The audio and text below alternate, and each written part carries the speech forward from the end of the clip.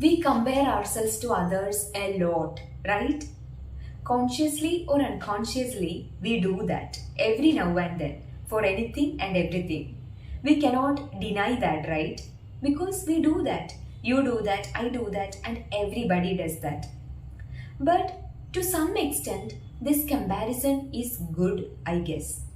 Because comparing us with a person whom we look up to as an inspiration and trying to inculcate their good qualities into our lives will obviously improve our lives too, right? So, this is the healthy side of comparison, a safer side of comparison. A healthy comparison will help us grow.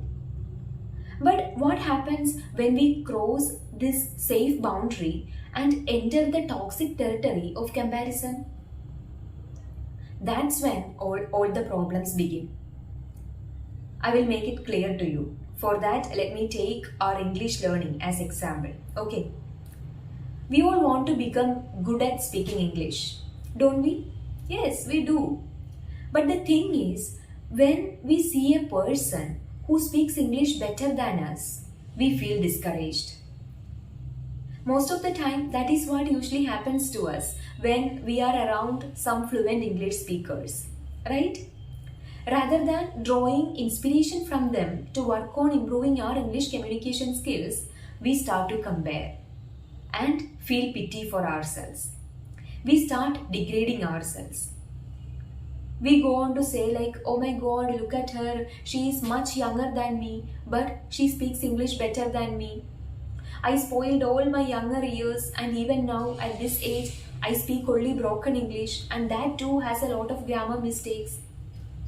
How long have I been learning English? But why can't I make any progress into my English speaking?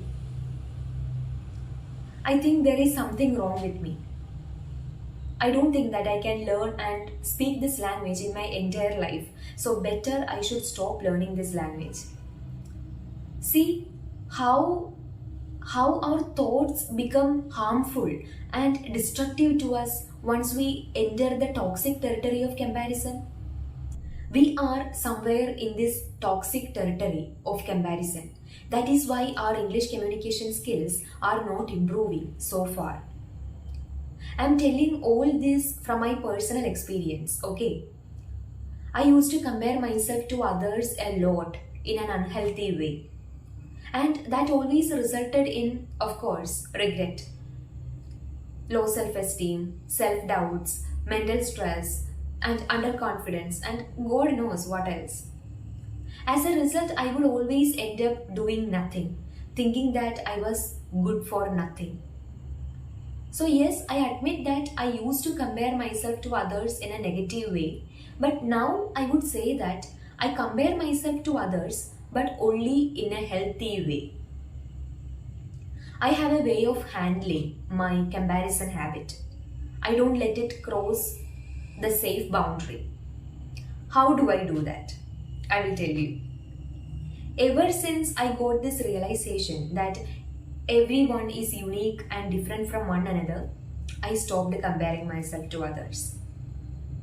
But at the same time, I'm not hiding the fact that sometimes I have this tendency to compare with others in a negative way, but I consciously escape from that because now I'm aware of its consequences. On top of that, now I know that everyone is different and our circumstances are also different. So when we start observing and understanding things through the lens of reality, everything will make sense to us. We will understand that some people are fluent in English because they might have been born and brought up in an English speaking environment, or they might have studied in top-notch English medium schools and gotten high-quality education in English since their childhood. That may be the reason why they are able to speak English so effortlessly. But our case is different. We are learning this language completely from rock bottom. So for us, it takes some time to learn and understand this language. So our stories are entirely different. Then why would we compare ourselves to others? Now you might be thinking that, okay, but there are some other people who do not have an English speaking environment but speaks English fluently. How does that happen? That's because despite having no English speaking environment, they must have worked hard to learn this language with determination.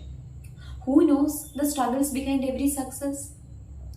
Now there are other group of people who started learning English with us, but within a short span of time, they became better at speaking English than us. Here we have to accept the fact that not only our circumstances, but also our learning abilities are different.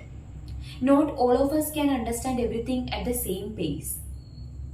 Some people can understand everything very quickly, but some cannot.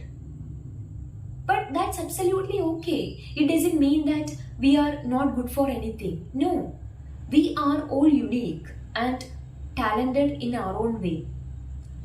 We have our own pace for learning things, so there is no need to compare ourselves to others. Let's relax, okay? Let's relax and give ourselves the time to learn things at our own pace. Getting frustrated at others going ahead of us is not going to improve our English communication skills. Instead, it will cause a lot of mental stress and eventually lead us to give up learning this language.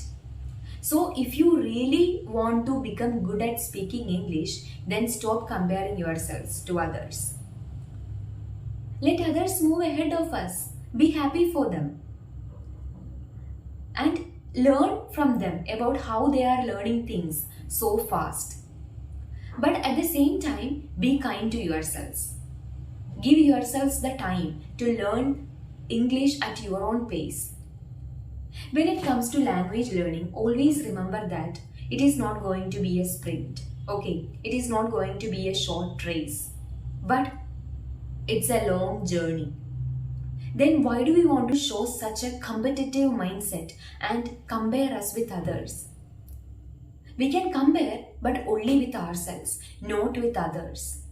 Compare only with your yesterday's version so that you can self-assess your progress each day.